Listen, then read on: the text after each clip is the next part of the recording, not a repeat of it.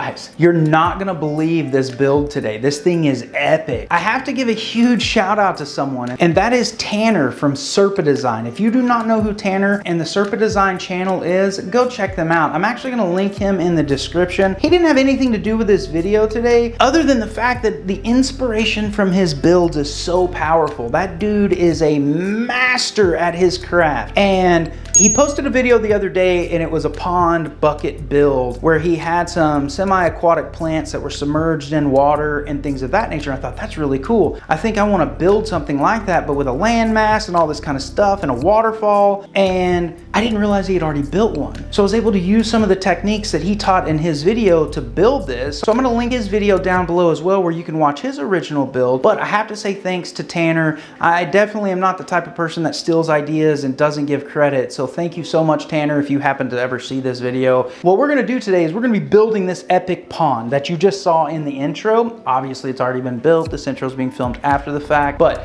you want to make sure that you stay tuned. Make sure if you haven't subscribed and turned on your notification bell yet that you have done that as well. Make sure you drop a like on this video, and make sure you comment below and let me know what you think about this and the fish that we put in this during this video today. So with all of that, guys, I'm not gonna waste any more of your time talking. Let's get into this build today. All right, well, before we get started with this build, I wanna go through exactly what materials we're gonna be using today. And number one is, I found this planter at Walmart. It's a 20-inch round half whiskey barrel planter, but it is plastic. And the reason I went with this one is just simply because there are no holes in the bottom, which means that it will in fact hold water. So the next items that we're gonna be using, some 1/2-inch PVC pipe, some 1/2-inch 3-way PVC connectors, which I'll show you what these are for here in a little bit, but we're gonna need 8 of those total, which we have right here. We're gonna be using some of this clear plastic tubing. I don't remember what size it is, but what I do know is this Turtle Clean Filter 318 from ZoomEd is what I'm gonna be using in this container setup. And this plastic tubing fits perfectly over the outlet nozzle right here, which is when we're gonna be able to use it,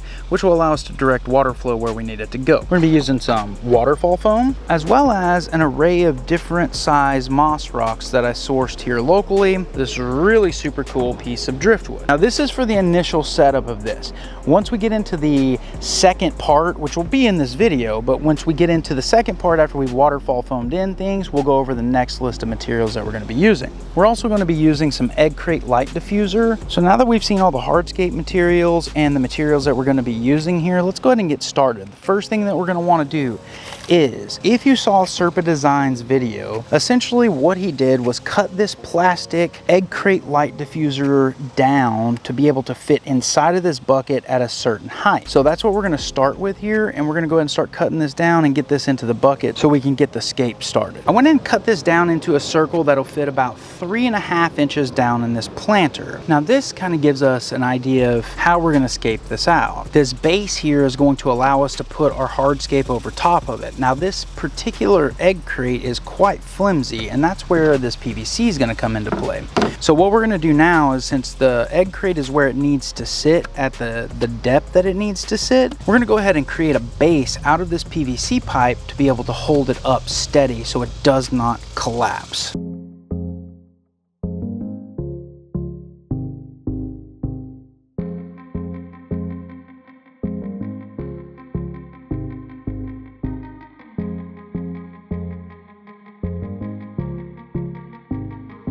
So what we've done is we've just built this rectangular cube, if you will, out of PVC. And what this is going to do is it will provide stability to this piece of egg crate here and allow it to hold a majority of the weight of this scape. Before I start scaping this though, what I want to do is I want to go ahead and attach this egg crate to this piece of PVC using some zip ties.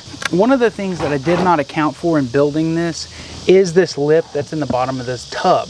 And honestly, unless I got really creative on carving out this PVC, it's just not worth it. So what we're gonna do is stack some rock up in the back corner here just to keep it level while we go ahead and get the scape done on top of this here, which will help keep it balanced and right. Now we're perfectly level up here, and we can go ahead and start putting our scape together. Now to start, this piece of driftwood is gonna sit upright, kind of like this. show it to you from this direction here, and maybe even a little higher than that. I don't quite know just yet. I gotta look and see exactly how we're gonna manipulate this to stand up, but it's probably gonna sit about this height right here. I wanna go ahead and start working on some of the rock placement. Sometimes things just don't come together and you gotta start over. Well, after trial and error and trial and error and trial and error and trial and error, I think we have our initial scape done. Now, I will tell you, this rock right here is just holding the wood in place because we're about to foam it. This will go away, but it'll be left with this here. So what we're gonna do is start foaming this in, and it's really just getting foam all up underneath the base of these rocks. Stick it down to this egg crate. All right, guys, well, the foaming has been done. As you can see, I just put just a layer of foam all the way around to kind of hold it in place. Nothing crazy. Once this dries, we will come back and clean it up, cover up any exposed foam with some silicone and get some dirt on it to make it look more natural. But for right now, this thing looks fantastic. Now we just have to let it sit and dry. Tomorrow. So it's the next day and this foam is completely dried. Now what I went ahead and did is trimmed up the front here to get rid of the egg crate. And what we're gonna do now is I'm gonna use my foam knife and go ahead and start just trimming this foam away. And really the process in doing this is just cutting it away, just to kind of give it a rugged exterior look. You don't want it to look unnatural. We're gonna carve this down as much as possible. You can see like up in here on the edge of this here, what we'll do is just kind of get that shiny part off of it, because what we're gonna do is we're gonna use some silicone and cover this up. We'll get into that in a minute though. So let's go ahead and carve this away. Now if you notice, I tried to put some rocks on this foam just to give it a more natural look and see if it would stick so I wouldn't have to silicone, but unfortunately the rocks just did not want to stick to the foam. And sometimes you can just rip it with your hands, which is okay as well. Now back here on the back side, it does not need to be nearly as clean because you're not gonna be able to see this.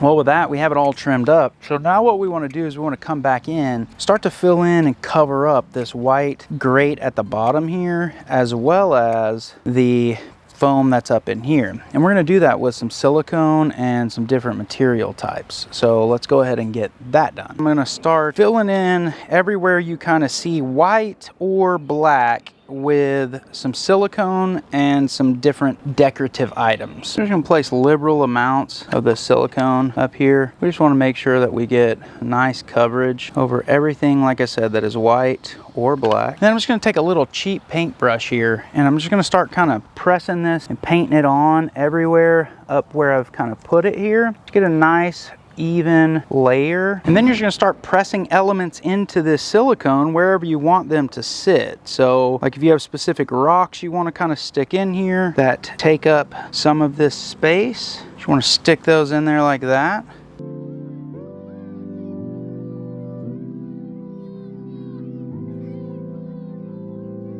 With that being done, what we want to do, take some of this coconut fiber. We're going to dust every place there is wet silicone with this coconut fiber. Now because we have rocks in here too, we're going to gently press this coconut fiber down on the rocks that we've just placed. Try to get it nice and pushed in there. And now we let it dry.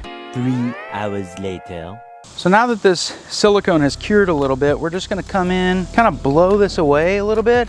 And as you can see, kind of gives it an appearance of a natural kind of bank area. Like you can still see a little silicone there, but that'll be underwater. And we'll touch this up too when we do this upper part. What we really wanted to accomplish was getting the rocks set so they did not move, and then covering the silicone bulging out from those rocks. We'll come back in with some finer details later on. We covered the white up with a little bit of brown. This is actually going to have to be redone a little bit too, just simply because there wasn't quite enough silicone on there to get and grab a hold of the coconut fiber, but that's okay. So this first step is done, and I totally didn't have my camera on. So we went through the same process here where we went ahead and siliconed in right up here where there was all the foam. I also added a couple of elements of moss into it as well, and then all you're really doing is the same process, covering this with the coconut fiber and really pressing it down in to make sure it makes good contact. And then once you're done and it's cured just for a few minutes. Now it's just a matter of letting this dry as well. So we have a few more details that we need to add to this thing, but so far it's looking freaking sick. We have a few more spots where we need to add some silicone right up in here, right up in there, and kind of over here, just to cover up all of the waterfall foam. So we're gonna go ahead and get that done now, and then we'll let that set, cure, and dry. Go ahead and add silicone up on this side over here. You won't be able to see so much of that from the front, but still we want it to look natural no matter what direction. We added some moss up around the side of this rock here and some rocks up into this little crevice here, which kind of looks really cool. So that looks good. Now let's just move over to this side here. Now the process on this side is going to be no different than any of the other ones, and we're just going to start pushing this silicone up onto this. What we'll do is turn this on its side for a moment while we get some of these rocks and just drop them in.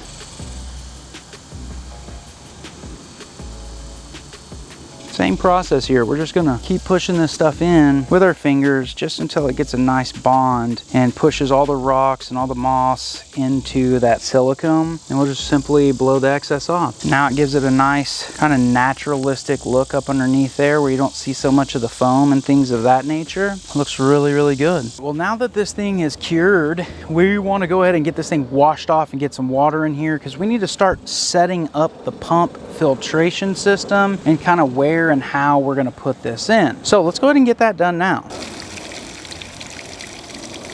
So all we're doing here is just giving it a good rinse down. We just want it nice and clean before we run water through the filtration and figure out how we're going to do this. This will also get any of the extra debris off. Now, as far as filtration goes, we're going to be using this Turtle Clean 318 filter, which will do up to like 30 gallons. And the reason I'm doing this is because this particular piece of hose that I have that I've used in multiple other builds fits this perfectly. So I can take it and stick it right into this adjustment nozzle, and this actually comes off, and what that does is it controls the flow by twisting it. So it's perfect, so I can redirect water where I need it to go. Now what I'm going to do is scoot this whole setup forward just a little bit so I can drop this down into the bottom, and we will actually attach this at some point, but right now we just want to get it in here to test the flow. What we're trying to figure out is exactly where we want this water to come out. Thinking maybe right about there. So what I'm gonna do is drill a hole through the wood right here and down into the bottom so I can run this up to the top. And then what I will do is redirect the water with a piece of rock or something of that nature.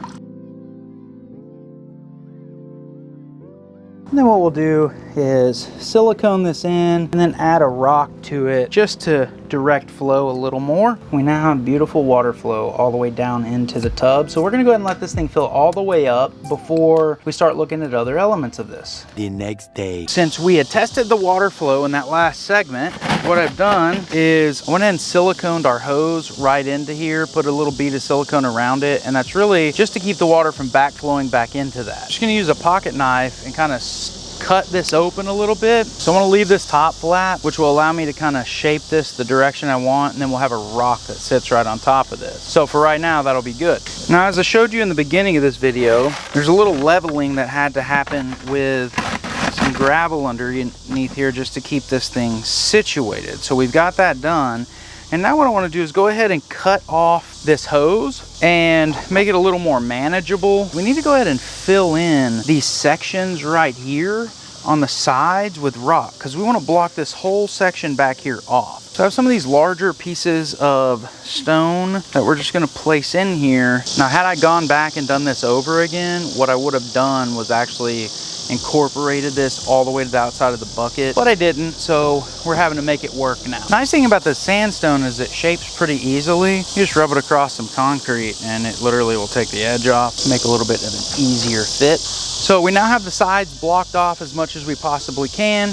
And now what we're gonna do is go ahead and wash these rocks off and get everything washed down. So now, as you can see, the filter sits right down in the very bottom there. Hose comes out of the back and it'll be fully hidden. So now that we have this kind of put together here, what we now need to do is spin this around and start working on this back section. Now, this back section is going to be fully planted with terrestrial and semi-aquatic plants. In order to accomplish this, what we're gonna have to do is line this with some sort of a barrier. That barrier is going to be this one over here that I asked Max to bring out and he just dropped in the yard. So I'm going to go ahead and cut a nice big piece of this, probably 2 or 3 times bigger than what we need, because we will probably end up folding it a little bit and kind of doubling it up. And this is just a regular weed barrier that you can buy like at Home Depot, Lowe's, those kinds of things. So I've got this thing folded up pretty well, and we're just gonna stuff this back here underneath this, kind of pushing it all up in here, getting it stuffed in as much as possible. Now we will come back and hide this significantly once we get everything in here, but for right now, we need it to look kind of like this because we need a safe place to drop dirt that's not going to fall into the bottom of the bucket. So now in the case that this is too thick for the water to penetrate and flow through quickly, what I'm gonna do is just use some pea gravel to make sure that we have a nice little drainage layer. So I'm just gonna put some pea gravel down in here, and normally what I would use is some sort of a like planted substrate, like some carob seed or something of that nature, but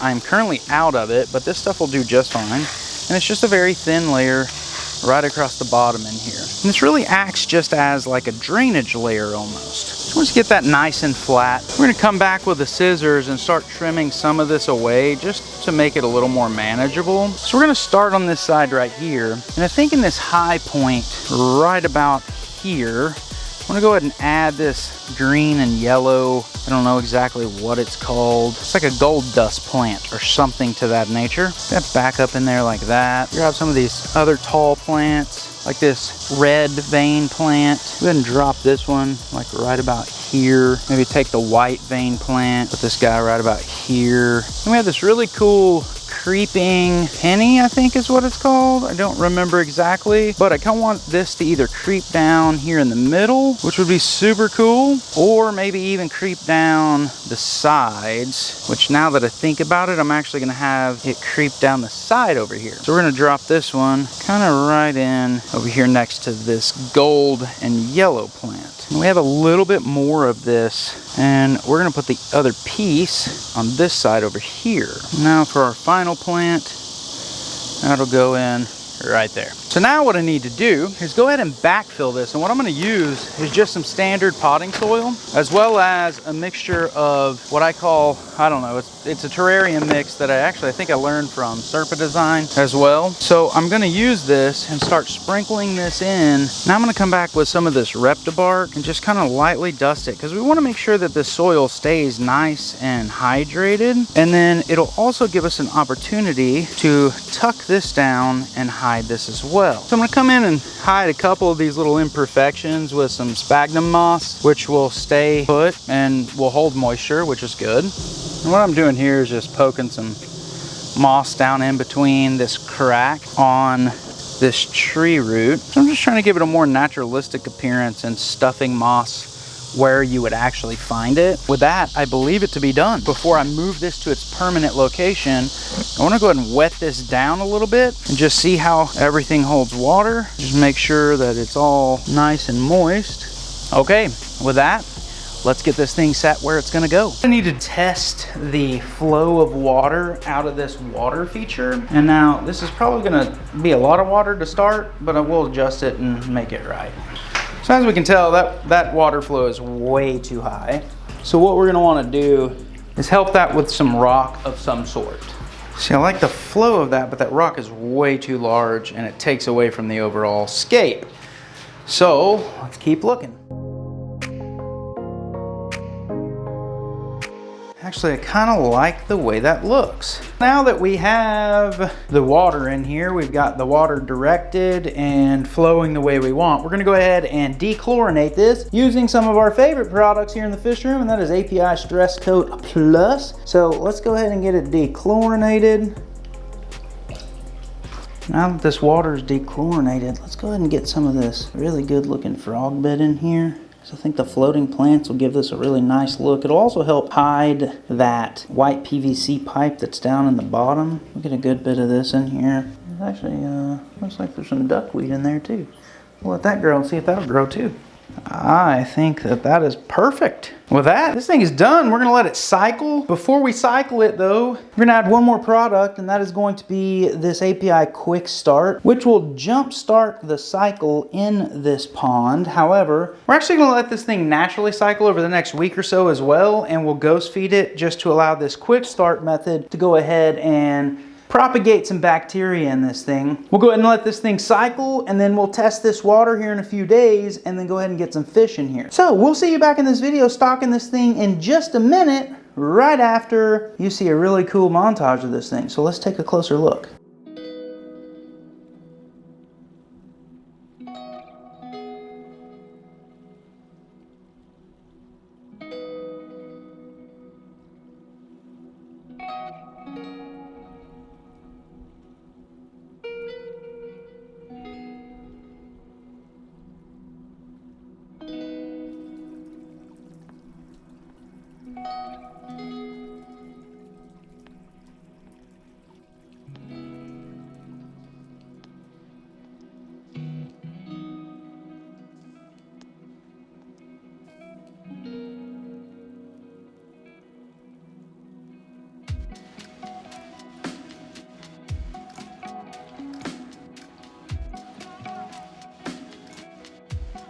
Well, this thing has been cycling for 4 or 5 days now, and I've tested the water. So everything looks good with this thing. So it's time to get fish in there. So what we're gonna do is we're actually gonna head out and go pick up some fish today. Now I have an idea for some fish that I would like to put in here, and it's a type of rice fish. However, I'm not really sure if I'm gonna be able to find those today. So I don't wanna guarantee that, but we're gonna go out and we're gonna take a look and see what we can find. So we'll meet you back here in the fish room in just a moment. Well, we are back. And we have our fish, and we're gonna have to acclimate them, and we're gonna have to get them ready for this pond. And you already know what they are because I titled the video based on what they are, and you know that I love them. In fact, I got a whole bunch of them up here. Different kind. I don't have any of these currently in the fish room. They'll do really nice breeding in this little pond setup here, so let's go ahead and get them acclimated and get them in there. So as we've talked before, acclimation takes more than just float in the bag. I mean, you have to actually acclimate the fish. And what we're gonna do is we're gonna sit here and we're actually gonna pour cup by cup worth of water into these bags over time to make sure that the fish are truly acclimated to the parameters of the water. So as the bag sits here, it will acclimate them to the temperature, but by pouring the cups of water from the tub into the bags, that actually acclimates them to the water parameters. So we'll continue to do this over about a 20-30 minute period, and then we'll go ahead and transfer these fish in here.